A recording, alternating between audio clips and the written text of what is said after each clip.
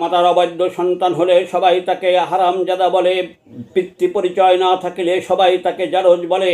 তেমনি তারেক জিয়া বিএনপির কেন্দ্রের কথা অমান্য করে যারা চুরি, ডাকাতি, চাঁদাবাজি, লুট, বিভিন্ন অপকর্ম করেছে, এমন হারামজাদা জারজদের বিএনপির দল থেকে 2000-এর উপরে বাদ দিচ্ছে।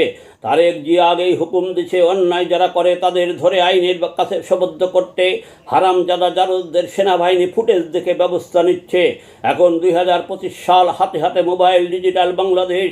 যারা ভাঙ্গা দেশ বানিয়েছে তাদের ফুটেজ দেখে দেশপ্রেমিক জনগণ হতে হবে সচেতন।